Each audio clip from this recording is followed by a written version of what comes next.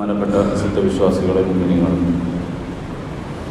ജീവിതത്തിലുടനീളം അല്ലാഹുവിൻ്റെ വിധിവിലക്കുകൾ അനുസരിച്ച് അവൻ്റെ കൽപ്പനകൾ മുറുകെ പിടിച്ച് തഖ്വയിൽ അധിഷ്ഠിതമായ ജീവിതം നയിക്കണമെന്നോടും തുടർന്ന് നിങ്ങൾ ഓരോരുത്തരോടും വളരെ ഗൗരവത്തോടുകൂടി വസിയ്യത്ത് ചെയ്യുകയാണ്, ഓർമ്മപ്പെടുത്തുകയാണ്. അല്ലാഹു സുബ്ഹാനഹു വ തആല ചുരുങ്ങിയ ഒരു കാലയളവിലേക്കാണ് ഈ ഭൂമിയിലേക്ക് നമ്മളെ പറിച്ചയച്ചിട്ടുള്ളത്. എപ്പോൾ മരിക്കുമെന്ന് നമുക്കാർക്കും മുൻകൂട്ടി പ്രവചിക്കാൻ സാധിക്കുകയില്ല. ഇന്നല്ലാഹ ഇൻദഹു ഇൽമുസ്സാഅ വയുനസ്സിലുൽ ഗൈസ് വയഅലമു മാ ഫിൽ അർഹാം വമാ തദ്രി നഫ്സും മാദാ തക്സിബു ഗദാ വമാ തദ്രി നഫ്സുൻ ബിഅയ്യി അർദിൻ തമൂത്ത്. ഈ ലോകം അവസാനിക്കുന്നത് എപ്പോഴാണ് എന്ന് പടച്ചവന് മാത്രമേ അറിയൂ. ഈ ലോകത്തുള്ള ഓരോ സൃഷ്ടികളുടെയും അവസാനം എപ്പോഴായിരിക്കുമെന്നും അള്ളാഹുവിന് മാത്രമേ അറിയൂ. ആയതിനാൽ തന്നെ അള്ളാഹുവിൻ്റെ കൽപ്പനകൾ അനുസരിച്ച് ജീവിക്കാൻ മനുഷ്യരായ അവൻ്റെ സൃഷ്ടികളായ നാം ഓരോരുത്തരും ബാധ്യസ്ഥരാണ്. ഈ ഭൂമിയിൽ നമ്മുടേത് എന്ന് പറയാൻ ഒന്നും നമ്മുടെ കയ്യിലില്ല. ഈ ഭൂമിയിലേക്ക് നമ്മളെ പടച്ചയച്ചത് അല്ലാഹുവാണ്, നമുക്ക് ജീവൻ നൽകിയത് അല്ലാഹുവാണ്. പിന്നീട് നമ്മൾ അനുഭവിക്കുന്ന, ആസ്വദിക്കുന്ന ഓരോ അനുഗ്രഹങ്ങളും അല്ലാഹുവിൻ്റെ ഔദാര്യമാണ്.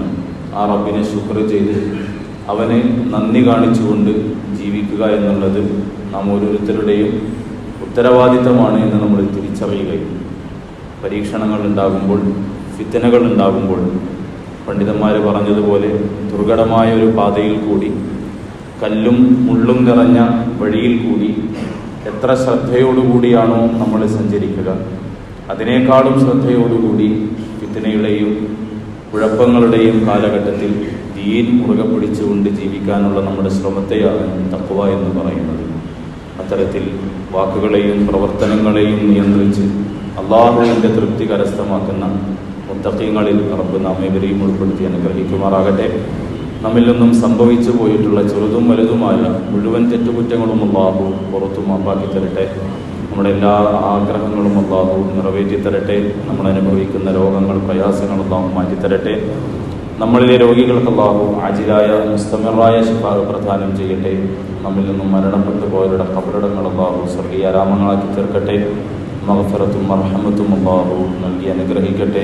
ആഖിബത്ത് നന്നായി മരിക്കുന്ന സജ്ജനങ്ങളിൽ, സ്വാലിഹീങ്ങളിൽ അല്ലാഹു നമ്മെ ഉൾപ്പെടുത്തട്ടെ. മുസ്ലിം ഉമ്മത്തിന് അല്ലാഹു ഇസ്സത്തും ഇഫ്ഫത്തും പ്രദാനം ചെയ്യുമാറാകട്ടെ. അല്ലാഹു സുബ്ഹാനഹു വ തആല അവൻ്റെ ആദരണീയരായ റസൂലുള്ളാഹി സ്വല്ലല്ലാഹു അലൈഹി വസല്ലമ തങ്ങളുടെ സഹാബാക്കളായി, അനുചരന്മാരായി തിരഞ്ഞെടുത്തവരെ കുറിച്ചാണ് നമ്മൾ സംസാരിച്ചു കൊണ്ടിരിക്കുന്നത്. അവരെക്കുറിച്ച് അറിയലും പഠിക്കലും അവരെ അനുധാവനം ചെയ്യലും അവരുടെ ജീവിതത്തെ സ്വജീവിതത്തിൽ പ്രാവർത്തികമാക്കാനുള്ള ശ്രമവുമൊക്കെ റസൂലുള്ളാഹി സ്വല്ലല്ലാഹു അലൈഹി വസല്ലമ തങ്ങളോടുള്ള നമ്മുടെ ബാധ്യതയാണ്. അതുപോലെ തന്നെ നമ്മുടെ വിശ്വാസ പൂർത്തീകരണത്തിൻ്റെ ഒരു ഘടകം കൂടിയാണ്. സഹാബാക്കളെക്കുറിച്ച് നമ്മൾ അറിയണം, അവരുടെ ജീവിതത്തെ നമ്മൾ പഠിക്കണം. കാരണം പരിശുദ്ധ ഖുർആനിൻ്റെ അവതരണത്തിന് സാക്ഷികളായവർ റസൂലുള്ളാഹി സ്വല്ലല്ലാഹു അലൈഹി വസല്ലമ തങ്ങളുടെ ജീവിതം നേരിട്ട് കണ്ടവരാണവർ. ദീൻ എന്താണ് എന്ന് കൃത്യമായി മനസ്സിലാക്കിയവരാണവർ. അവരുടെ ജീവിതം പഠിക്കുമ്പോൾ യഥാർത്ഥ ദീൻ എന്താണ് എന്ന് തിരിച്ചറിയാൻ നമുക്ക് സാധിക്കും. കാനു അഫ്ളല ഹാദിഹിൽ ഉമ്മ, ഈ ഉമ്മത്തിലെ ഏറ്റവും ഉത്കൃഷ്ടരായിട്ടുള്ള ആൾക്കാരവരായിരുന്നു എന്ന് അബ്ദുല്ലാഹ് ഇബ്നു മസ്ഊദ് റളിയല്ലാഹു അൻഹു നമുക്ക് പറഞ്ഞു തരുന്നുണ്ട്. ഒരിക്കൽ ഉമർ ഇബ്നുൽ ഖത്താബ് റളിയല്ലാഹു അൻഹു തൻ്റെ കൂടെ ഇരിക്കുന്ന സഹാബാക്കളോടായി പറഞ്ഞു, തമന്നൗ, നിങ്ങൾ സ്വപ്നം കാണുക, നിങ്ങളുടെ സ്വപ്നം നിങ്ങൾ ഞാനുമായിട്ട് പങ്കുവെക്കുക. എന്താണ് നിങ്ങൾ ആഗ്രഹിക്കുന്നത്? എന്താണ് നിങ്ങൾ താല്പര്യപ്പെടുന്നത്? എന്താണ് നിങ്ങൾ സ്വപ്നം കാണുന്നത്? ആ സ്വപ്നം ഞാനുമായി പങ്കുവെക്കാൻ വേണ്ടി പറയും. അവരിൽ ഓരോരുത്തരും അവരുടെ സ്വപ്നങ്ങൾ പറയാൻ തുടങ്ങി. അതിലൊരാൾ പറഞ്ഞു, ഉമർ തങ്ങളെ, എനിക്ക് നമ്മളിപ്പോൾ ഇരിക്കുന്ന ഈ റൂം മുഴുവൻ, ഈ മുറി മുഴുവൻ സ്വർണം ലഭിക്കണമെന്ന് ആഗ്രഹമുണ്ട്. വെറുതെ അങ്ങ് ലഭിച്ചാൽ പോരാ, മുഴുവനായിട്ടും എനിക്ക് കിട്ടണം. ആ കിട്ടിയ സ്വർണം മുഴുവനും അള്ളാഹുവിൻ്റെ മാർഗത്തിൽ എനിക്ക് ചെലവഴിക്കുകയും വേണം. അതാണ് എൻ്റെ ആഗ്രഹം. ഉമർ തങ്ങൾ ഇത് കേട്ടപ്പോൾ വീണ്ടും അവരോട് പറഞ്ഞു, തമന്നൗ, ഇല്ല, ഞാൻ പ്രതീക്ഷിച്ച മറുപടി എനിക്ക് കിട്ടിയിട്ടില്ല. വീണ്ടും നിങ്ങൾ പറയുക, നിങ്ങളെ സ്വപ്നം കാണുക, എന്താണ് നിങ്ങളുടെ ഭാവി പദ്ധതി, അതിനെക്കുറിച്ച് നിങ്ങൾ എന്നോട് പറയുക, പങ്കുവെക്കുക. വേറൊരാൾ പറഞ്ഞു, എനിക്ക് മുത്തും പവിഴവും മരതകവും ഒക്കെ ഈ മുറി മുഴുവനും ലഭിക്കണം, അത് അല്ലാഹുവിന്റെ മാർഗത്തിൽ ചെലവഴിക്കണം. പക്ഷെ ആ മറുപടികളിലൊക്കെയും ഉമർ ഇബ്നുൽ ഖത്താബ് റളിയല്ലാഹു അൻഹു അസ്വസ്ഥനായിരുന്നു. അദ്ദേഹത്തിന് അത് തൃപ്തികരമായില്ല. അവസാനം കൂടിയിരുന്ന സഹാബാക്കൾ പറഞ്ഞു, മാ നദ്രി മാ നഖൂലു യാ അമീറൽ മുഅ്മിനീൻ, എന്താണ് മറുപടിയായി പറയേണ്ടത് എന്ന് ഞങ്ങൾക്കറിയില്ല, അങ്ങ് തന്നെ പറഞ്ഞു തന്നാലും. ഉമർ ഇബ്നുൽ ഖത്താബ് റളിയല്ലാഹു അൻഹു അദ്ദേഹത്തിന്റെ സ്വപ്നം പങ്കുവെച്ചു. വലാകിന്നി അതമന്ന മിത്ല അബി ഉബൈദ ഇബ്നുൽ ജറാഹ് വമുആദ് ഇബ്നു ജബൽ വസാലിം മൗല അബി ഹുദൈഫ. സഹാബാക്കളിലെ പ്രഗത്ഭരായിട്ടുള്ള കുറച്ചാൾക്കാരുടെ പേര് അദ്ദേഹം എണ്ണി പറഞ്ഞു. അബൂ ഉബൈദയെ പോലുള്ള, മുആദ് ഇബ്നു ജബലിനെ പോലുള്ള, അബൂ ഹുദൈഫയെ പോലുള്ള സഹാബാക്കൾ ഈ ലോകത്ത് നിറയണം. അവരെ പോലുള്ള വ്യക്തിത്വങ്ങൾ പിറവിയെടുക്കണം. അവരെ പോലുള്ള ആൾക്കാരെ കൊണ്ട് ഈ ലോകം നിറയണം. നിങ്ങൾ പറഞ്ഞതുപോലുള്ള പൊന്നും പണവും കൊണ്ടല്ല ഈ ലോകം നിറയേണ്ടത്, മറിച്ച് ഈ പറഞ്ഞ സഹാബാക്കളെ പോലുള്ള ആൾക്കാർ ഈ ലോകത്ത് നിറയുകയും ഈ ലോകത്ത് ഇസ്ലാം വ്യാപകമാകുകയും ചെയ്യണം. അതാണ് എൻ്റെ ആഗ്രഹമെന്ന് ഉമർ ഇബ്നുൽ ഖത്താബ് റളിയല്ലാഹു അൻഹു പറയുകയുണ്ടായി. അതിനുശേഷം അദ്ദേഹം പറയുന്നതായി ചില ചരിത്ര ഗ്രന്ഥങ്ങളിലൊക്കെ നമുക്ക് കാണാൻ വേണ്ടി കഴിയും, നിങ്ങൾ ഈ പറഞ്ഞ സ്വർണവും പവിഴവും മുത്തുമെല്ലാം ഈ പറഞ്ഞ ആൾക്കാരെ കൊണ്ടുണ്ടാക്കാൻ വേണ്ടി കഴിയും. എന്നാൽ നിങ്ങൾ എത്ര കോടി സമ്പത്ത് ചെലവഴിച്ചാലും, എത്ര കോടി സ്വർണം ചെലവഴിച്ചാലും ഇതുപോലുള്ള ഒരാളെ നിങ്ങൾക്ക് വാർത്തെടുക്കാൻ വേണ്ടി കഴിയില്ല. അതിന് വേണ്ടത് ആത്മീയമായിട്ടുള്ള അധ്യാപനങ്ങളാണ്. ഈ സ്വർണവും സമ്പത്തുമൊക്കെ ഈ പറഞ്ഞ ആൾക്കാരെ കൊണ്ടുണ്ടാക്കാൻ വേണ്ടി കഴിയും. പക്ഷേ ഈ പറഞ്ഞ ആൾക്കാരെ വാർത്തെടുക്കാൻ, സമൂഹത്തെ പുരോഗതിയിലേക്ക് കൊണ്ടുപോകാൻ നിങ്ങൾ പറഞ്ഞിട്ടുള്ള സ്വർണത്തെ കൊണ്ട് സാധ്യമാവില്ല എന്ന് ഉമർ ഇബ്നുൽ ഖത്താബ് റളിയല്ലാഹു അൻഹു പറയുന്നതായി ചരിത്ര ഗ്രന്ഥങ്ങളിൽ നമുക്ക് കാണാൻ വേണ്ടി കഴിയും. അതായിരിക്കണം നമ്മുടെയും സ്വപ്നം. സഹാബാക്കളായി മാറുവാൻ നമ്മൾ ശ്രമിക്കണം. നമ്മുടെ തലമുറയെ സഹാബാക്കളെ പോലെ വാർത്തെടുക്കാനുള്ള ശ്രമങ്ങൾ നമ്മുടെ ഭാഗത്തു നിന്നും ഉണ്ടാകണം. അവർ അവര് നല്ല ഹൃദയത്തിന്റെ ശുദ്ധമായ ഹൃദയമുള്ള ആൾക്കാരായിരുന്നു, അഗാധമായിട്ടുള്ള അറിവുള്ള ആൾക്കാരായിരുന്നു എന്നാണ് കഴിഞ്ഞ ഖുതുബയിൽ നമ്മൾ സൂചിപ്പിച്ചത്. സെയ്ദ് ഇബ്നു സാബിത്ത് റളിയല്ലാഹു അൻഹുവിനെ കുറിച്ചാണ് അവസാനമായി നമ്മൾ പറഞ്ഞത്. 13 വയസ്സുള്ള ഒരു ചെറുപ്പക്കാരന് യുദ്ധത്തിൽ പങ്കെടുക്കണമെന്ന് ആഗ്രഹമുണ്ടായി. പ്രായം തികയാത്തതിനാൽ റസൂലുള്ളാഹി സ്വല്ലല്ലാഹു അലൈഹി വസല്ലം തങ്ങൾ തിരിച്ചയച്ചു. പക്ഷേ ഇസ്ലാമിന് തന്നെ കൊണ്ട് എന്തെങ്കിലും ഒരു ഉപകാരം ഉണ്ടാകണം, ദീനിന് എന്തെങ്കിലും സേവനങ്ങൾ ചെയ്യണം. 13-ാം വയസ്സിൽ യുദ്ധം ചെയ്യാനുള്ള കഴിവെനിക്കില്ല എങ്കിലും നിലവിലുള്ള എന്റെ കഴിവ് ദീനിന് വേണ്ടി എങ്ങനെ ഉപയോഗപ്പെടുത്താമെന്നുള്ള ചിന്തയിലായിരുന്നു അദ്ദേഹം. ചിന്തിച്ച് അവസാനം തനിക്കുള്ള ഓർമ്മശക്തിയും ബുദ്ധിശക്തിയും അറിവും ദീനിനു വേണ്ടി ഉപയോഗപ്പെടുത്തണമെന്നുള്ള താല്പര്യം അദ്ദേഹത്തിന്റെ അടുക്കൽ ഉണ്ടാവുകയും ഉമ്മയുമായിട്ട് റസൂലുള്ളാഹി സ്വല്ലല്ലാഹു അലൈഹി വസല്ലം തങ്ങളുടെ അടുക്കലേക്ക് ചെല്ലുന്നു. റസൂലുള്ളാഹി സ്വല്ലല്ലാഹു അലൈഹി വസല്ലം തങ്ങൾ സുരിയാനി ഭാഷ പഠിക്കാൻ അദ്ദേഹത്തോട് ആവശ്യപ്പെടുന്നു. 15 ദിവസം കൊണ്ട് അദ്ദേഹം സുരിയാനി ഭാഷ പഠിക്കുന്നു. ഇസ്ലാമിക രാജ്യത്തിന്റെ ഔദ്യോഗിക ട്രാൻസ്ലേറ്ററായിട്ട് സെയ്ദ് ഇബ്നു സാബിത്ത് റളിയല്ലാഹു അൻഹു നിയമിക്കപ്പെടുന്നു. അദ്ദേഹത്തിന്റെ പ്രായം വെറും 13 മാത്രമാണ്. നമ്മൾ പ്രായങ്ങൾ എടുത്ത് പരിശോധിച്ച് നോക്കിക്കഴിഞ്ഞാൽ സഹാബാക്കളുടെ ചെറുപ്പ കാലഘട്ടത്തിൽ ചെയ്തിട്ടുള്ള പ്രവർത്തനങ്ങൾ 10, 20, 30 പ്രായത്തിനിടയിൽ അവർ ചെയ്തു വെച്ചിട്ടുള്ള പ്രവർത്തനങ്ങൾ ഒരു പുരുഷായുസ് കൊണ്ട് 60 വയസ്സ് നമ്മൾ ജീവിക്കുന്ന ആയുസ് അത്രയും ഉപയോഗപ്പെടുത്തിയാൽ പോലും നമുക്ക് ചെയ്യാൻ പറ്റാത്ത കാര്യങ്ങളായിരുന്നു. സെയ്ദ് ഇബ്നു സാബിത്ത് റളിയല്ലാഹു അൻഹുവിനെ തുടർന്ന് അങ്ങോട്ടുള്ള ചരിത്രങ്ങളിൽ നമുക്ക് കാണാൻ വേണ്ടി കഴിയും. അബൂബക്കർ സിദ്ദീഖ് റളിയല്ലാഹു അൻഹുവിന്റെ കാലഘട്ടത്തിലാണ് ആദ്യമായിട്ട് ഖുർആൻ ക്രോഡീകരിക്കപ്പെടുന്നത്. അതിന് ഉമർ തങ്ങൾ നിർദ്ദേശിക്കുന്നത്, അബൂബക്കർ റളിയല്ലാഹു അൻഹുവിനോട് ആവശ്യപ്പെടുന്നത് സെയ്ദ് ഇബ്നു സാബിത്ത് റളിയല്ലാഹു അൻഹുവിനെ ഏൽപ്പിക്കാനാണ്. ഉസ്മാൻ ഇബ്നു അഫ്ഫാൻ റളിയല്ലാഹു അൻഹുവിന്റെ കാലഘട്ടത്തിൽ രണ്ടാമതും പരിശുദ്ധ ഖുർആൻ ക്രോഡീകരിക്കപ്പെടുന്നുണ്ട്. ആ ക്രോഡീകരണത്തിനും നേതൃത്വം നൽകിയത് സെയ്ദ് ഇബ്നു സാബിത്ത് റളിയല്ലാഹു അൻഹു ആണ്. ഒന്ന് ആലോചിച്ച് നോക്കുക, ഇന്ന് വരെയുള്ള മുസ്ലിം സമൂഹം, ഇനി ഖിയാമത്ത് നാൾ വരെയുള്ള മുസ്ലിം സമൂഹം പരിശുദ്ധ ഖുർആൻ ഏടുകളിലായിക്കൊണ്ട് മുസ്ഹഫുകളിലായിക്കൊണ്ട് പാരായണം ചെയ്യുന്നുണ്ടെങ്കിൽ അതിന്റെ അതിന്റെ ഒരു പങ്ക്, അതിന്റെ ഒരു കൂലി സെയ്ദ് ബിൻ സാബിത്ത് റളിയല്ലാഹു അൻഹുവിനും ലഭിക്കും. കാരണം അദ്ദേഹത്തിന്റെ ഇൽമ്, അദ്ദേഹത്തിന്റെ പ്രാപ്തി, അദ്ദേഹത്തിന്റെ കഴിവ് ദീനിനു വേണ്ടിയിട്ട് ഉപയോഗപ്പെടുത്താൻ വേണ്ടിയിട്ട് അദ്ദേഹം ആശിച്ചു. ആ ആശ അല്ലാഹു സുബ്ഹാനഹു വ തആല പൂർത്തീകരിച്ചു കൊടുത്തു. ഖുർആൻ നിലനിൽക്കുന്ന കാലഘട്ടം അത്രയും സെയ്ദ് ബിൻ സാബിത്ത് റളിയല്ലാഹു അൻഹുവിന്റെ നാമവും നമ്മൾ ഓർക്കുമെന്നുള്ള കാര്യത്തിൽ യാതൊരു സംശയവുമില്ല. നമ്മളൊന്ന് ആലോചിച്ച് നോക്കുക, ദീനിനു വേണ്ടി എന്താണ് നമുക്ക് ചെയ്യാൻ വേണ്ടി സാധിച്ചിട്ടുള്ളത്? നമ്മളിൽ പലർക്കും പല കഴിവും ഉണ്ടാകും. ചിലർക്ക് അല്ലാഹു സമ്പത്ത് കൊടുത്തിട്ടുണ്ടാകും, ചിലർക്ക് അല്ലാഹു സമയം കൊടുത്തിട്ടുണ്ടാകും, ചിലർക്ക് അല്ലാഹു ആരോഗ്യം കൊടുത്തിട്ടുണ്ടാകും, ചിലർക്ക് അല്ലാഹു സ്ഥാനം കൊടുത്തിട്ടുണ്ടാകും, ചിലർക്ക് അല്ലാഹു സുബ്ഹാനഹു വ തആല വിജ്ഞാനം കൊടുത്തിട്ടുണ്ടാകും. അതിലെന്താണ് ദീനിനു വേണ്ടി ഉപയോഗപ്പെടുത്താൻ വേണ്ടിയിട്ട് നമുക്ക് സാധിച്ചിട്ടുള്ളത്? നമ്മൾ എപ്പോഴെങ്കിലും സെയ്ദ് ബിൻ സാബിത്ത് റളിയല്ലാഹു അൻഹു അദ്ദേഹത്തിന്റെ 13ാമത്തെ വയസ്സിൽ വീട്ടിൽ ഒറ്റയ്ക്ക് ഇരുന്ന് ആലോചിച്ചതുപോലെ നമ്മൾ ആലോചിച്ചിട്ടുണ്ടോ?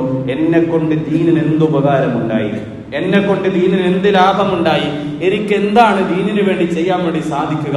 ഒന്നും ചെയ്യാതിരിക്കുമ്പോൾ, അല്ലെങ്കിൽ എന്നെ കൊണ്ട് ഒന്നിനും കഴിയില്ലല്ലോ എന്ന് ആലോചിച്ചിട്ട് എപ്പോഴെങ്കിലും നമ്മുടെ കണ്ണ് നിറഞ്ഞിട്ടുണ്ടോ? അങ്ങനെ കണ്ണ് നിറഞ്ഞ സഹാബാക്കള് നമ്മളെ മുന്നിൽ കടന്നുപോയിട്ടുണ്ട്. റസൂലുള്ളാഹി സ്വല്ലല്ലാഹു അലൈഹി വസല്ലം തങ്ങളുടെ കാലഘട്ടത്തിൽ നിബിതങ്ങളിൽ ജീവിതത്തിൽ നടത്തിയിട്ടുള്ള യുദ്ധങ്ങളിൽ ഏറ്റവും അവസാനത്തെ യുദ്ധം തബൂക്ക് യുദ്ധമായിരുന്നു. റോമക്കാരുമായിട്ട് നടന്നിട്ടുള്ള ഏറ്റവും വലിയ സംഘട്ടനമാണ്. റസൂലുള്ളാഹി സ്വല്ലല്ലാഹു അലൈഹി വസല്ലം തങ്ങൾ പ്രതീക്ഷിക്കാതെയാണ് ആ യുദ്ധം കടന്നു വരുന്നത്. അതുകൊണ്ട് തന്നെ അതിനുവേണ്ടി പോയിട്ടുള്ള സൈന്യത്തിന് റസൂലുള്ളാഹി സ്വല്ലല്ലാഹു അലൈഹി വസല്ലം തങ്ങൾ പേര് നൽകിയത് ജയ്ഷുൽ ഉസ്ര എന്നാണ്. പരിതാപകരമായ അവസ്ഥയുള്ള സൈന്യമെന്നാണ് അതിന്റെ അർത്ഥം. അതായത് പ്രത്യേകിച്ച് അതിന് സൈന്യമെന്ന് പറയാൻ വേണ്ടി കഴിയില്ല. കാരണം തയ്യാറെടുപ്പുകളില്ല, ആവശ്യത്തിനുള്ള ആയുധങ്ങളില്ല, വാഹനങ്ങളില്ല. ദൂരെയുള്ള റോമക്കാര് തമ്പടിച്ചിരിക്കുന്ന മദീനയിൽ നിന്നും ഒരുപാട് ദൂരം സഞ്ചരിച്ചാലാണ് തബൂക്കിലേക്ക് എത്തുക. അവിടം വരെ പോകാനുള്ള ആയുധങ്ങളില്ല, സാമഗ്രികളില്ല, യാത്രക്കാവശ്യമായിട്ടുള്ള വാഹനങ്ങളില്ല. കൊടും ചൂടാണ്. മുസ്ലിമീങ്ങൾക്ക് വേണ്ടത്ര ഒരുക്കങ്ങളൊന്നുമില്ല. മാത്രമല്ല ആ സമയത്ത് മുസ്ലിമീങ്ങൾക്ക് ഉണ്ടായിരുന്ന ഏറ്റവും വലിയ ഒരു അഡ്വാൻറ്റേജ് എന്ന് പറയുന്നത് അവരുടെ കൃഷി, അവർ വളർത്തിക്കൊണ്ടുവന്ന ഈത്തപ്പന വിളവെടുക്കേണ്ട സമയമാണ്, സീസൺ സമയമാണ്.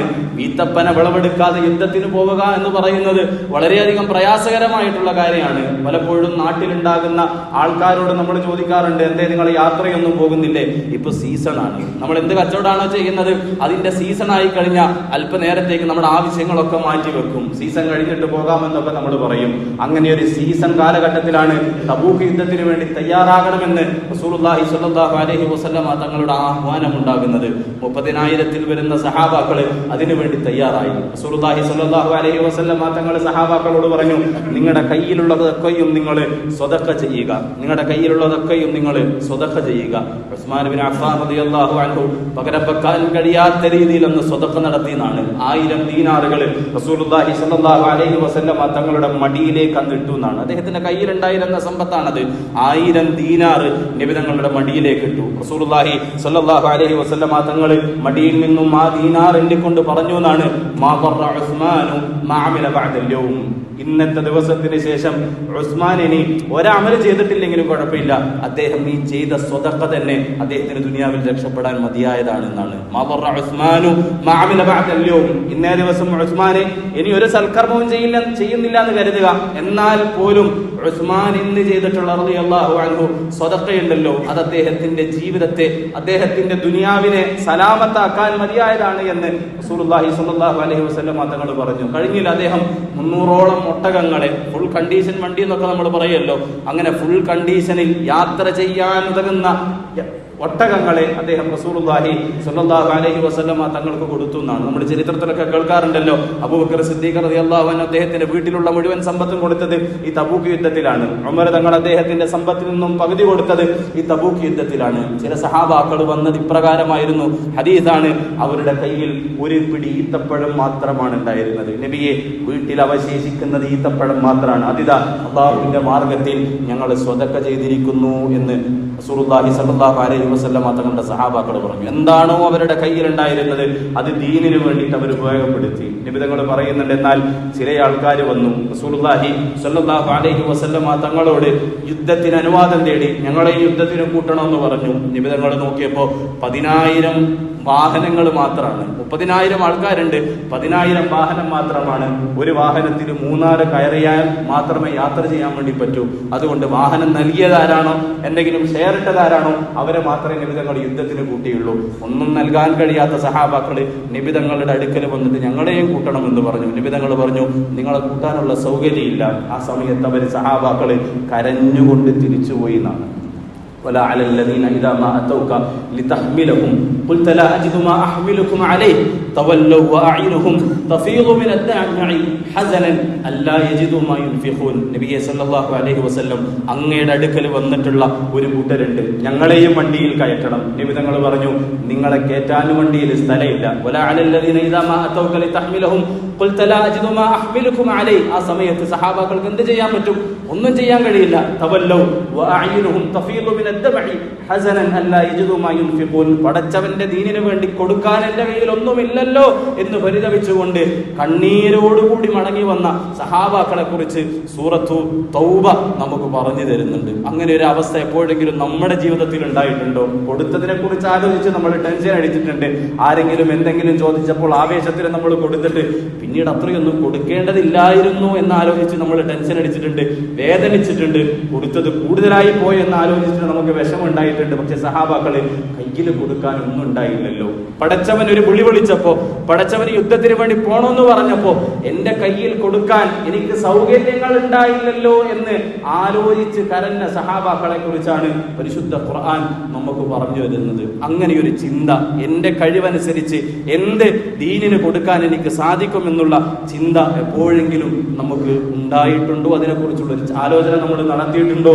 ആലോചനയുടെ അവസാനം ഒന്നും ചെയ്യാൻ കഴിയാത്തതിലുള്ള വിഷമം നമ്മുടെ മനസ്സിൽ ഉണ്ടായിട്ടുണ്ടോ എന്നതിനെ കുറിച്ച് വളരെ ഗൗരവത്തോടു കൂടി നമ്മൾ ആലോചിക്കേണ്ടതുണ്ട്. ഇന്നമസ്സബീലു അലല്ലദീന യസ്തഅദിനൂനക വഹും അഗ്നിയാ റദൂ ബി അൻ യകൂനു മഅൽ ഖവാലിഫി വതബഅ അല്ലാഹു അലാ ഖുലൂബിഹിം ഫഹും ലാ യഅലമൂൻ. ഗസ്വത്ത് തബൂക്ക് യുദ്ധത്തിൽ നിന്നും പിന്തി നിന്നവർ, അവർക്കെതിരെ പരിശുദ്ധ ഖുർആൻ നടപടിയെടുക്കുന്നുണ്ട്. തെറ്റാർക്കാണ് ഉണ്ടാവുക? കുറ്റമാർക്കാണ് ഉണ്ടാവുക? ഇന്നമസ്സബീലു അലല്ലദീന യസ്തഅദിനൂനക വഹും അഗ്നിയാ. ചെയ്യാനുള്ള പലതും കയ്യിലുണ്ട്. സമയമുണ്ടായിരുന്നു, സമ്പത്തുണ്ടായിരുന്നു, കഴിവുണ്ടായിരുന്നു, മറ്റു പലതും ഉണ്ടായിട്ടും ദീനിന് വേണ്ടി ഒന്നും കൊടുക്കാതെ പല കാരണങ്ങളും പറഞ്ഞുകൊണ്ട് മാറി നിൽക്കുന്ന ആൾക്കാർക്കെതിരെ നടപടി ഉണ്ടാകുമെന്ന് പരിശുദ്ധ ഖുർആൻ പറയുകയാണ്. നിന്റെ കയ്യിൽ സമ്പത്തുണ്ടായിരുന്നു, നിന്റെ കയ്യിൽ ആരോഗ്യമുണ്ടായിരുന്നു, സ്ഥാനമാനങ്ങൾ ഉണ്ടായിരുന്നു, മറ്റു പലതും ഉണ്ടായിരുന്നു. അതുണ്ടായിട്ടും ദീനിന് വേണ്ടിയിട്ടൊന്നും പ്രവർത്തിക്കാതിരുന്നാൽ അതിന്റെ പേരിൽ റബ്ബ് സുബ്ഹാനഹു വ തആല നടപടിയെടുക്കുമെന്ന് പരിശുദ്ധ ഖുർആനിൽ നമ്മളോട് പറയുകയാണ്. നമ്മൾ വയറ് നിറച്ച് കഴിക്കുന്നു, നമ്മുടെ അയൽവാസി പട്ടിണി കിടക്കുന്നുണ്ടെങ്കിൽ തീർച്ചയായിട്ടും പടച്ചവൻ നമ്മളെ പിടികൂടും. നമുക്ക് ആരോഗ്യമുണ്ട്, നമുക്ക് സമ്പത്തുണ്ട്, സ്വാധീനമുണ്ട്, എന്നിട്ടും നമ്മുടെ നാട്ടിൽ കഴിയുന്ന വിശ്വാസികൾക്ക് വിശ്വാസം മുറുകെ പിടിച്ച് ജീവിക്കാനുള്ള സ്വാതന്ത്ര്യം നഷ്ടപ്പെടുന്നുണ്ടെങ്കിൽ സ്വാധീനമുള്ള, കഴിവുള്ള, ആൾഫലമുള്ള ആൾക്കാരോട് അല്ലാഹു സുബ്ഹാനഹു വ തആല നടപടിയെടുക്കുമെന്നൊക്കെ ഈ പരിശുദ്ധ ഖുർആനിന്റെ വെളിച്ചത്തിൽ കൂടി നമുക്ക് മനസ്സിലാക്കാൻ വേണ്ടി കഴിയും. കഴിവുണ്ടായിട്ടും ദീനിന് വേണ്ടി ഒന്നും ചെയ്യാത്തവരായിട്ട് നമ്മൾ മാറരുത്. ഈ അടുത്ത് നമ്മുടെ നാട്ടിൽ കേരളത്തിൽ ഇലക്ഷൻ നടന്ന സമയത്ത് ചില ആൾക്കാർ പങ്കുവെച്ചിട്ടുള്ള ചിന്തയുണ്ട്. ഇലക്ഷന്റെ സമയത്ത് സ്വാഭാവികമായിട്ടും നമ്മൾ കാണുന്ന കാഴ്ചയുണ്ട്. ഓരോ പാർട്ടിക്കാരും ആ പാർട്ടിയെ വിജയിപ്പിക്കാൻ വേണ്ടിയിട്ട് ഓരോ വീട്ടിലും കയറി പ്രചരണങ്ങൾ നടത്തും. നമ്മുടെ പാർട്ടിയെ വിജയിപ്പിക്കണം, നമ്മൾക്ക് വോട്ട് നൽകി കഴിഞ്ഞാൽ നമ്മുടെ പാർട്ടി കൊണ്ടുവരാൻ വേണ്ടി പോകുന്ന വികസനങ്ങൾ ഇതൊക്കെയാണ്, നിങ്ങൾക്കുണ്ടാകുന്ന നേട്ടങ്ങൾ ഇതൊക്കെയാണ്, മറ്റു പാർട്ടിയാണ് അധികാരത്തിലേറുന്നതെങ്കിൽ നിങ്ങൾ നേരിടേണ്ടി വരുന്ന പ്രശ്നങ്ങൾ ഇതൊക്കെയാണ്, പ്രയാസങ്ങൾ ഇതൊക്കെയാണ് എന്ന് പറഞ്ഞുകൊണ്ട് ചെറുപ്പക്കാരടക്കം അതിനെയൊന്നും വിമർശിക്കുന്നതല്ല, മറിച്ച് ആലോചിക്കാൻ വേണ്ടി പറയുന്നതാണ്. ചെറുപ്പക്കാരടക്കം വീട് വീടാന്തരം കയറി ഇറങ്ങുന്നു. ഓരോ വീട്ടിലും വോട്ടുള്ള ആൾക്കാർ ആരാണ് എന്ന് നോക്കുന്നു. പാർട്ടി ഓഫീസുകളിൽ ഇരുന്നു കൊണ്ട് ഓരോ ആൾക്കാരുടെയും വോട്ട് ഉറപ്പിക്കുന്നു, പാർട്ടിയുടെ വിജയം ഉറപ്പിക്കുന്നു, പാർട്ടിയുടെ വിജയത്തിൽ സന്തോഷിക്കുന്നു. വിശ്വാസികളെ, മുഅ്മിനീങ്ങളെ, ഒന്നാലോചിച്ചു നോക്കുക. അങ്ങനെ എപ്പോഴെങ്കിലും വീട് വീടാന്തരം കയറി ഇറങ്ങിക്കൊണ്ട് ദീനിനെ കുറിച്ച് പറയാൻ നമുക്ക് സാധിച്ചിട്ടുണ്ടോ? നമ്മുടെ ദീൻ, ആ ദീനനുസരിച്ച് ജീവിച്ചു കഴിഞ്ഞാൽ ദുനിയാവിൽ നിങ്ങൾക്കുണ്ടാകുന്ന വികസനങ്ങൾ ഇതൊക്കെയാണ്, ആഖിറത്തിൽ നിങ്ങൾക്കുണ്ടാകുന്ന വിജയങ്ങൾ ഇതൊക്കെയാണ്. ആ ദീൻ നിങ്ങൾ ഉപേക്ഷിച്ചു കഴിഞ്ഞാൽ നിങ്ങൾക്കുണ്ടാവുന്ന പ്രയാസങ്ങൾ ഇതൊക്കെയാണ്, ബുദ്ധിമുട്ട് ഇതൊക്കെയാണ് എന്ന് വീട് വീടാന്തരം കയറി ഇറങ്ങിക്കൊണ്ട് എപ്പോഴെങ്കിലും ഒരു പ്രചരണം നടത്താൻ, ദഅവത്ത് നടത്താൻ നമ്മളെ കൊണ്ട് സാധിച്ചിട്ടുണ്ടോ? വീട്ടിലേക്കൊന്നും പോകണ്ട, മറ്റുള്ളവരെ വീട്ടിൽ പോകണ്ട, സ്വന്തം വീട്ടിൽ ഭാര്യയെയും മക്കളെയും കൂടെ ഇരുത്തിക്കൊണ്ട്, തന്റെ കച്ചവട സ്ഥാപനത്തിൽ പണിയെടുക്കുന്ന വിശ്വാസികളെ കൂടിയിരുത്തിക്കൊണ്ട്, അവിശ്വാസികളെ കൂട്ടിയിരുത്തിക്കൊണ്ട് ദീനിനെ കുറിച്ച് പറയാൻ എപ്പോഴെങ്കിലും നമ്മൾ സമയം കണ്ടെത്തിയിട്ടുണ്ടോ? നമസ്കാരത്തിൽ മഹല്ലിൽ 40 50 ആൾക്കാരുണ്ട്, പള്ളിയിൽ വരുന്ന ആൾക്കാർ വെറും 10 മാത്രമാണ്. വരാത്തവരുടെ ലിസ്റ്റ് എടുത്തുകൊണ്ട് എങ്ങനെ പള്ളിയിലേക്ക് ആൾക്കാരെ കൊണ്ടുവരാമെന്നതിനെ കുറിച്ചുള്ള ചിന്ത നമുക്ക് എപ്പോഴെങ്കിലും ഉണ്ടായിട്ടുണ്ടോ? അങ്ങനെയില്ല എങ്കിൽ ആ പാർട്ടിയോട് കാണിക്കുന്ന പ്രതിബദ്ധതയുടെ 100% പോലും വിശ്വാസികളെ, മുഅ്മിനീങ്ങളെ ദീനിനോട് നമ്മൾ കാണിക്കുന്നില്ല എന്നല്ല അതിന്റെ അർത്ഥം. ദീനിനോട് നമ്മൾ കാണിക്കുന്നില്ല എന്നല്ല അതർത്ഥം. മാത്രമല്ല, അങ്ങനെ പറയുന്നവരോട് പരമമായിട്ടുള്ള ഒരു പുച്ഛവും നമ്മുടെ മനസ്സിൽ ഉണ്ടാകാറുണ്ട്. അപകടമാണ്, അല്ലാഹുവിനെ സൂക്ഷിക്കണം. അങ്ങനെ പറയാൻ വരുന്ന ആൾക്കാരോട് നമ്മൾ കാണിക്കുന്ന ഒരു പുച്ഛമുണ്ട്. ദീനല്ലേ, തൽക്കാലം അതൊക്കെ എനിക്കറിയാം, നിങ്ങളെ പാട്ടിന് പോവുക എന്ന് പറഞ്ഞുകൊണ്ട് പുച്ഛിക്കുന്ന ഒരവസ്ഥ. അങ്ങനെ ഒരാളെയും നമ്മൾ പാർട്ടിക്കാരെ ലെവലിൽ വന്നു കഴിഞ്ഞാൽ നമ്മൾ മടക്കി അയക്കാറില്ലല്ലോ. വീട്ടിലേക്ക് വിളിച്ചു വരുത്തുന്നു, അവരെ സൽക്കരിക്കുന്നു, അവരോട് കാര്യങ്ങളെ സംവാദിക്കുന്നു, നമ്മളെ പാർട്ടിയെ വിജയിപ്പിക്കാനുള്ള എല്ലാ ശ്രമത്തിനും എന്റെ പിന്തുണയുണ്ട് എന്ന് നമ്മൾ അറിയിക്കുന്നു. പക്ഷേ ദീനിനെ കുറിച്ച് പറയുമ്പോൾ, നിസ്കാരത്തെ കുറിച്ച് പറയുമ്പോൾ, ഇസ്ലാമിനെ കുറിച്ച് പറയുമ്പോൾ, അങ്ങനെ ഒരു ദഅവത്തിന്റെ ചിന്ത നമുക്ക് കൊണ്ടുവരുന്ന സമയത്ത് അതിനോട് നമ്മൾ കാണിക്കുന്ന മനസ്സില്ലായ്മ, വിമുഖതയുണ്ടല്ലോ, അതിന്റെ പേരിൽ പടച്ചവനോട് നമ്മൾ എന്ത് മറുപടിയാണ് പറയുക? എന്താണ്? സമ്പത്ത് റബ്ബ് നൽകിയില്ലേ? ആരോഗ്യം റബ്ബ് നൽകിയില്ലേ? ആയുസ് റബ്ബ് നൽകിയില്ലേ? അധികാരം റബ്ബ് നൽകിയില്ലേ? സ്ഥാനമാനങ്ങൾ റബ്ബ് നൽകിയില്ലേ? ഇതൊക്കെയും ദീനിനു വേണ്ടി എങ്ങനെ ഉപയോഗപ്പെടുത്തി എന്ന് ചോദിക്കുമ്പോൾ 13 വയസ്സ് പ്രായമുള്ള സെയ്ദ് ബിൻ സാബിത്ത് റളിയല്ലാഹു അൻഹു അദ്ദേഹം ചെയ്തിട്ടുള്ള സേവനങ്ങൾ റബ്ബിന്റെ മുന്നിൽ എഴുന്നേറ്റ് നിന്ന് പറയുമ്പോൾ എന്ത് മറുപടിയാണ് വിശ്വാസികളെ, മുഅ്മിനീങ്ങളെ, ഞാനടക്കമുള്ള നമുക്ക് ഓരോരുത്തർക്കും പറയാൻ വേണ്ടി കഴിയുക എന്നുള്ളത് വളരെ ഗൗരവത്തോടു കൂടി നമ്മൾ ആലോചിക്കണം. നമ്മൾക്ക് എപ്രകാരം ദീനിനെ സേവിക്കാൻ വേണ്ടി കഴിയുമെന്നുള്ളതിൽ സഹാബാക്കള് നമുക്ക് ഉദാത്തമായിട്ടുള്ള, ഉത്തമമായിട്ടുള്ള മാതൃകയാണ്. ആ മാതൃകയെ പിൻപറ്റാൻ വേണ്ടിയിട്ട് നമ്മൾ ഓരോരുത്തരും ശ്രമിക്കേണ്ടതുണ്ട്. അല്ലാഹു സുബ്ഹാനഹു വ തആല നമുക്ക് തൗഫീഖ് നൽകി അനുഗ്രഹിക്കുമാറാകട്ടെ. മൂന്നാമതായി സഹാബാക്കളെ കുറിച്ച് പറയുന്നത് അഖല്ലുഹും തകല്ലുഫ് കുറവായിരുന്ന ആൾക്കാരായിരുന്നു. എന്താണ് തകല്ലുഫ് എന്ന് പറഞ്ഞാൽ? നാട്യങ്ങളില്ലാത്ത ജീവിതങ്ങളായിരുന്നു, അഭിനയിക്കാത്ത ജീവിതങ്ങളായിരുന്നു. എന്തായിരുന്നു അവരായി ജീവിച്ചു. അവർക്ക് വന്നിട്ടുള്ള സമ്പത്തോ അധികാരമോ അവരുടെ ജീവിതത്തെ മാറ്റിമറിച്ചില്ല. അവർക്ക് എന്താണോ പടച്ചവൻ കൊടുത്തത് അതനുസരിച്ചിട്ട് അവർ ജീവിച്ചു. എന്താണോ പടച്ചവൻ അവർക്ക് നൽകിയത് അതിൽ അവർ തൃപ്തരായി. അഖല്ലുഹും തകല്ലുഫ, മറ്റുള്ളവർക്ക് മുന്നിൽ അഭിനയിക്കാൻ വേണ്ടി അവർക്ക് കഴിഞ്ഞിരുന്നില്ല. അഭിനയം എന്നുള്ള സ്വഭാവം അവരിൽ ഉണ്ടായിരുന്നില്ല. പലപ്പോഴും നമ്മളിൽ പിടികൂടിയിരിക്കുന്ന മോശമായിട്ടുള്ള ഒരു ഗുണമാണ് തക്കല്ലുഫ് എന്ന് പറയുന്നത്. നമ്മളിൽ ഇല്ലാത്തത് മറ്റുള്ളവർക്ക് മുന്നിൽ കാണിക്കാൻ വേണ്ടിയിട്ട് നമ്മൾ പെടാപ്പേട വിടുകയാണ്. അത് ദീനാണെങ്കിലും ദുനിയാവാണെങ്കിലും മറ്റുള്ളവർ എന്നെ കുറിച്ച് നല്ലത് കരുതണം എന്ന് വിചാരിച്ചുകൊണ്ട് നമ്മൾ അവരുടെ മുന്നിൽ അഭിനയിച്ച് ജീവിക്കുകയാണ്. നമ്മൾ ആരാണ് എന്നുള്ള അസ്തിത്വം നമ്മൾ മറന്നു പോകുന്നു. സഹാബാക്കള് ആ വിഷയത്തിൽ ഉദാത്തമായിട്ടുള്ള മാതൃകയാണ്.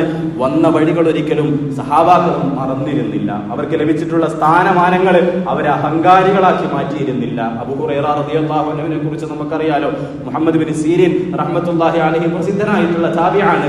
അദ്ദേഹം പറയുന്ന ഒരു സംഭവമുണ്ട്. ഞങ്ങൾ ഒരിക്കൽ അബൂ ഹുറൈറ റളിയല്ലാഹു അൻഹുവിന്റെ കൂടെ ഇരിക്കുകയായിരുന്നു. ഞങ്ങൾ കൂടെ ഇരിക്കുന്ന സമയത്ത് അദ്ദേഹം ധരിച്ചിരുന്ന വസ്ത്രത്തിന്റെ വിവരണം അദ്ദേഹം പറയുന്നുണ്ട്. മുഹമ്മദ് സീരീൻ പറയുന്നുണ്ട്, അന്ന് ലഭിക്കാവുന്ന ഏറ്റവും നല്ല വസ്ത്രമാണ് മുഹമ്മദ് ബിൻ അബൂ ഹുറൈറ റളിയല്ലാഹു അൻഹു ധരിച്ചിരുന്നത്. അതിനിടയിൽ അദ്ദേഹം സംസാരിക്കുന്നതിനിടയിൽ സ്വാഭാവികമായിട്ടും പൊടിയും മറ്റുമൊക്കെ നമ്മുടെ വായിലും മൂക്കിലൊക്കെ ആകുമ്പോൾ തുടക്കാൻ വേണ്ടിയിട്ട് നമ്മൾ കർച്ചീഫ് ഉപയോഗിക്കുമല്ലോ, നമ്മൾ ടവ്വൽ ഉപയോഗിക്കുമല്ലോ. ആ ടവ്വൽ ഉപയോഗിച്ചു. അബൂ ഹുറൈറ റളിയല്ലാഹു അൻഹു അന്ന് കിത്താൻ എന്ന് പറയുന്ന തുണിയുടെ ടവ്വലാണ് ഉപയോഗിച്ചത്. ഇന്നത്തെ കാലഘട്ടത്തിൽ വേണമെങ്കിൽ അതിൽ നമുക്ക് ലിനൻ എന്നൊക്കെ പേര് പറയാം. ലിനന്റെ ടവ്വൽ ഉപയോഗിച്ച് മുഖം തുടക്കുന്ന സമയത്ത് അബൂ ഹുറൈറ റളിയല്ലാഹു അൻഹുവിന്റെ കണ്ണ് നിറഞ്ഞു എന്നാണ്. അദ്ദേഹം പറഞ്ഞു, ബഖീൻ അബൂ ഹുറൈറ യതമഖത്തു ഫിൽ കിത്താൻ, കിത്താനിന്റെ തുണിയിലാണോ അബൂ ഹുറൈറ മുഖം തുടക്കുന്നത്? അബൂ ഹുറൈറക്ക് ഒരു കാലഘട്ടം ഉണ്ടായിരുന്നു. അന്നത്തെ കാലത്ത് അബൂ ഹുറൈറ വിശന്നുകൊണ്ട് ആയിഷ ബീവിയുടെ വീട്ടിന്റെ മുന്നിലായിക്കൊണ്ട്, നബി തങ്ങളുടെ മിൻബറിന്റെ മുന്നിലായിക്കൊണ്ട് ബോധം കെട്ട് വീഴും. പോകുന്ന ആൾക്കാരൊക്കെ എന്റെ പിരടിയിൽ ചവിട്ടും.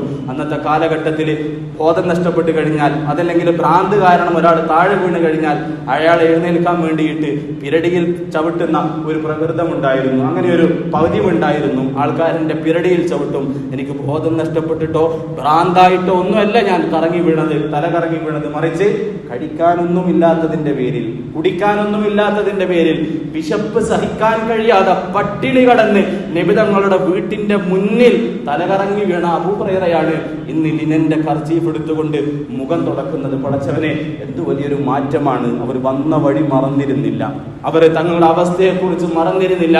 താൻ ഏതൊരവസ്ഥയിലാണോ ഉള്ളത് ആ അവസ്ഥയിലേക്ക് എന്നെ തിരിച്ചെത്തിക്കാൻ കഴിവുള്ള പടച്ചവൻ മുകളിലുണ്ട് എന്നുള്ള കാര്യത്തിൽ അവർക്ക് യാതൊരു തരത്തിലുള്ള സംശയവും ഉണ്ടായിരുന്നില്ല.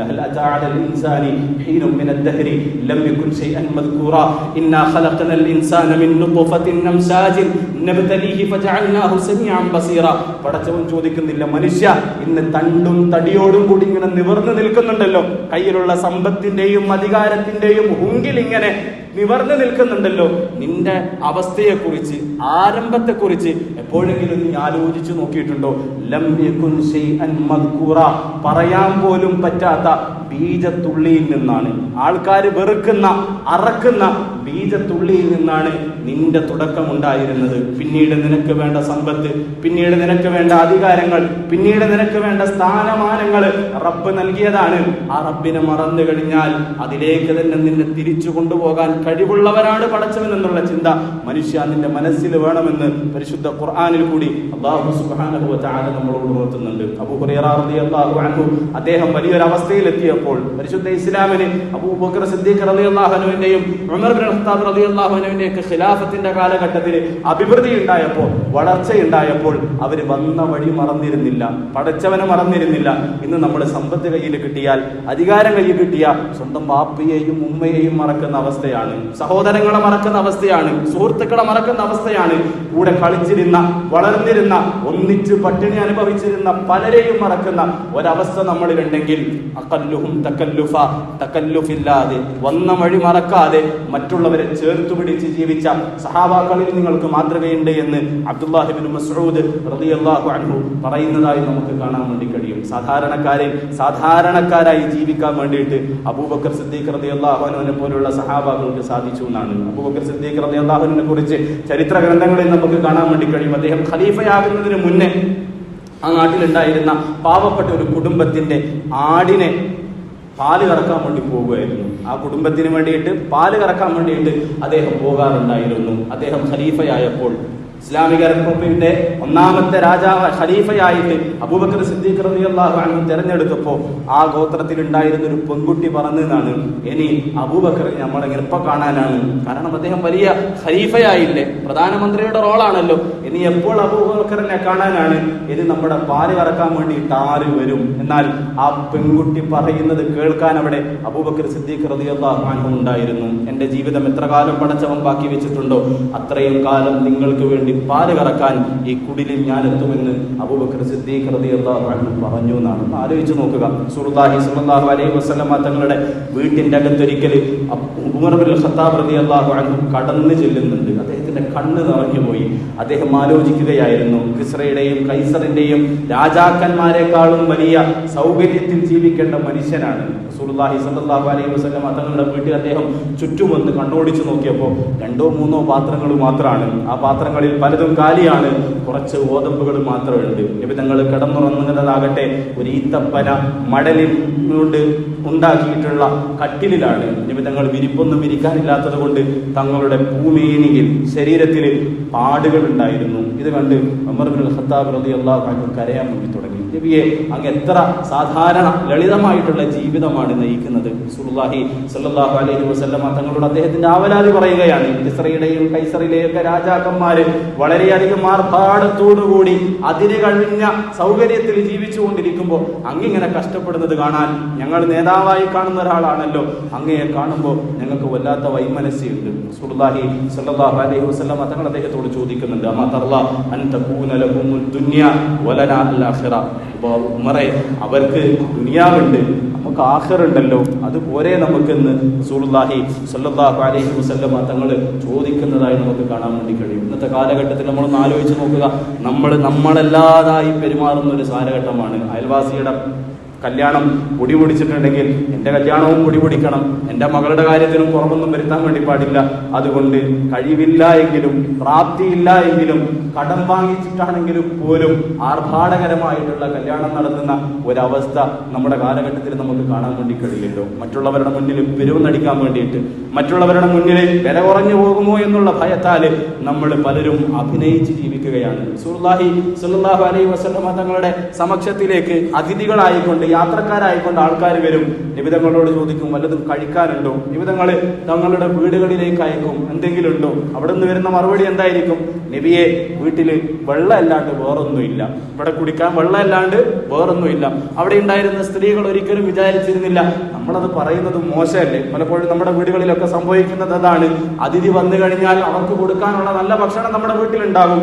എന്നാലും കഴിച്ചു പോയി കഴിഞ്ഞാൽ ആൾക്കാരോട് അവർ പറയണം, നല്ല അടിപൊളി ഭക്ഷണമായിരുന്നു, നല്ല നിയാഫത്തായിരുന്നു, നല്ല തക്കാരായിരുന്നു എന്ന് പറയിപ്പിക്കാൻ വേണ്ടിയിട്ട് നമുക്ക് കഴിയാത്ത കാര്യങ്ങൾ നമ്മൾ പലപ്പോഴും ചെയ്യാൻ നിർബന്ധിതരാവാറുണ്ട്. നബി തങ്ങൾ സല്ലല്ലാഹു അലൈഹി വസല്ലം തങ്ങളുടെ ഭാര്യമാർ പറഞ്ഞു, നമ്മുടെ അടുക്കൽ കൊടുക്കാൻ പച്ചവെള്ളം അല്ലാണ്ട് വേറൊന്നുമില്ല. നബി തങ്ങൾ അവിടെ ഉണ്ടായിരുന്ന സഹാബാക്കളിൽ ആരുടെ വീട്ടിലാണോ കഴിവുള്ളത് അവരുടെ വീടുകളിലേക്ക് ആൾക്കാരെ അയക്കാറുണ്ടായിരുന്നു എന്ന് ഹദീസിൽ നമുക്ക് കാണാൻ വേണ്ടി കഴിയും. നബി തങ്ങളുടെ അടുക്കിലേക്ക് പുറത്തു നിന്നും പുറം നാടുകളിൽ നിന്ന് ആരെങ്കിലും വന്നു കഴിഞ്ഞാൽ മൻ മിൻകും മുഹമ്മദ്, നിങ്ങളിൽ ആരാണ് മുഹമ്മദ് എന്ന് ചോദിക്കേണ്ട അവസ്ഥ ഉണ്ടായിരുന്നു എന്നാണ്. നമ്മുടെ നാട്ടിൽ അല്ലെങ്കിൽ നമ്മുടെ പള്ളിയിലാവട്ടെ പാർലമെന്റിലാവട്ടെ ഒരു പ്രസിഡന്റിനെ പ്രത്യേകം കാണണമെങ്കിൽ നമുക്ക് അദ്ദേഹത്തെ തിരിച്ചറിയാം. അദ്ദേഹത്തിന്റെ കോലത്തിലും രൂപത്തിലും ഭാവത്തിലും, അദ്ദേഹം ഉടുക്കുന്ന വസ്ത്രമാകട്ടെ, അദ്ദേഹം പോകുന്ന വാഹനമാകട്ടെ, അദ്ദേഹം ഇരിക്കുന്ന ഓഫീസാകട്ടെ, പ്രത്യേകം നമുക്ക് തിരിച്ചറിയാനുള്ള അടയാളങ്ങൾ ഉണ്ടാകും. പക്ഷേ അവർ വരുന്ന സമയത്ത്, പുറത്തുനിന്നും ആൾക്കാർ പള്ളിയിലേക്ക് വരുന്ന സമയത്ത് പ്രവാചകൻ ആരാണ് എന്ന് അവർക്ക് തിരിച്ചറിയുന്നില്ല. കാരണം അവരിൽ ഒരാളായിട്ടായിരുന്നു റസൂലുള്ളാഹി സ്വല്ലല്ലാഹു അലൈഹി വസല്ലം തങ്ങൾ ജീവിച്ചത്. അവരോടൊപ്പം പട്ടിണി കടന്നു, അവരോടൊപ്പം യാത്ര ചെയ്തു, അവരോടൊപ്പം റസൂലുള്ളാഹി സ്വല്ലല്ലാഹു അലൈഹി വസല്ലം തങ്ങളുടെ ആവശ്യങ്ങളൊക്കെ പൂർത്തീകരിച്ചു. സഹാബാക്കളോടൊപ്പം മനുഷ്യരോടൊപ്പം ജീവിച്ച് നടന്ന് വഫാത്തായിട്ടുള്ള ഒരു നേതാവിനെയാണ് റസൂലുള്ളാഹി സ്വല്ലല്ലാഹു അലൈഹി വസല്ലം തങ്ങളിൽ നമുക്ക് കാണാൻ വേണ്ടി കഴിയുക. ആ ജീവിതം സ്വജീവിതത്തിൽ പ്രാവർത്തികമാക്കിയിട്ടുള്ള സഹാബാക്കളെ നമുക്ക് കാണാൻ വേണ്ടി കഴിയും. അഖല്ലുഹും തകല്ലുഫ, നാട്യമില്ലാത്ത പച്ച മനുഷ്യരായിട്ട് ജീവിക്കാൻ വേണ്ടിയിട്ട് സഹാബാക്കൾക്ക് സാധിച്ചു. നമ്മുടെ ജീവിതത്തിലും അത് പ്രാവർത്തികമാക്കാൻ വേണ്ടിയിട്ട് നമുക്ക് കഴിയണം. അല്ലാഹു സുബ്ഹാനഹു വ തആല സഹാബാക്കളെ പിന്തുടർന്ന് ജീവിക്കുന്ന, സഹാബാക്കളെ മാതൃകയാക്കി ജീവിക്കുന്ന സജ്ജനങ്ങളിൽ സ്വാലിഹ്യങ്ങളിൽ നാം ഏവരെയും ഉൾപ്പെടുത്തി അനുഗ്രഹിക്കുമാറാകട്ടെ. ആ സഹാബാക്കളോടൊപ്പം സ്വർഗ്ഗത്തിൽ ഒരുമിച്ച് കൂടാനുള്ള തൗഫീഖ് അല്ലാഹു സുബ്ഹാനഹു വ തആല നമുക്ക് പ്രദാനം ചെയ്യട്ടെ. വിശ്വാസികളെ, മുഅ്മിനീങ്ങളെ, പ്രധാനപ്പെട്ട ഒരു കാര്യം പറയാണ്. പള്ളിയിലേക്ക് നമ്മൾ വരുന്നത് ഇബാദത്ത് ചെയ്യാൻ വേണ്ടിയിട്ടാണ്, ആരാധന ചെയ്യാൻ വേണ്ടിയിട്ടാണ്. നമ്മളൊരു സൽക്കർമ്മം ചെയ്യുമ്പോൾ ആ സൽക്കർമ്മങ്ങളെ തകർത്ത് കളയുന്ന ഒരു തിന്മ നമ്മുടെ ഭാഗത്ത് നിന്നും ഉണ്ടാകാൻ വേണ്ടി പാടില്ല. പലരും അലക്ഷ്യമായിട്ടാണ് പുറത്ത് വാഹനങ്ങൾ പാർക്ക് ചെയ്യുന്നത് എന്നുള്ളൊരു പരാതി ലഭിച്ചിട്ടുണ്ട്. പുറത്ത് നമുക്കറിയാം, നമ്മുടെ പള്ളിയുടെ മുന്നിൽ തന്നെ ഹോസ്പിറ്റലാണ്. പലരും അവിടത്തേക്ക് അത്യാവശ്യത്തിന് വേണ്ടി വരുന്നവരാണ്. ആ വരുന്ന സമയത്ത് നമ്മൾ കാരണം അവർക്കൊരു ബുദ്ധിമുട്ടുണ്ടാകാൻ വേണ്ടി പാടില്ല, ജനങ്ങൾക്ക് പ്രയാസം ഉണ്ടാകാൻ വേണ്ടി പാടില്ല, അവർക്കൊരു വിഷമം ഉണ്ടാകാൻ വേണ്ടി പാടില്ല. നമ്മളൊരു 5 മിനിറ്റല്ലേ 10 മിനിറ്റല്ലേ എന്ന് വിചാരിച്ചിട്ടായിരിക്കും പള്ളിയിലേക്ക് വരിക. പക്ഷെ ആ 10 മിനിറ്റിന് മൂല്യമുള്ള ഒരുപാട് ജീവനുകൾ അവിടെ കാത്തു നിൽക്കുന്നുണ്ടാകും. ആവശ്യങ്ങൾ പോകാനുള്ള ആൾക്കാർ അവിടെ ഉണ്ടാകും. അവർക്ക് പ്രയാസം ഉണ്ടാകുന്ന രീതിയിൽ നമ്മളെ വാഹനങ്ങൾ പാർക്ക് ചെയ്യാൻ വേണ്ടി പാടില്ല. എവിടെയാണോ നമുക്ക് നിശ്ചയിച്ചത് അവിടെ നമ്മൾ പാർക്ക് ചെയ്യുക. പരമാവധി പള്ളിയിലേക്ക് നടന്നു വരാൻ കഴിയുന്നവരാണെങ്കിൽ നേരത്തെ പള്ളിയിലേക്ക് നടന്നു വരിക. നമ്മുടെ സൽക്കർമ്മങ്ങൾ, നമ്മുടെ അശ്രദ്ധ കാരണം ഉണ്ടാകുന്ന തിന്മകൾ കാരണമായിട്ട് തകരുന്ന ഒരവസ്ഥ ഉണ്ടാകാൻ വേണ്ടി പാടില്ല. അല്ലാഹു സുബ്ഹാനഹു വ തആല കാര്യങ്ങൾ മനസ്സിലാക്കാനുള്ള തൗഫീഖ് നാം ഇവർക്കും പ്രദാനം ചെയ്യുമാറാകട്ടെ.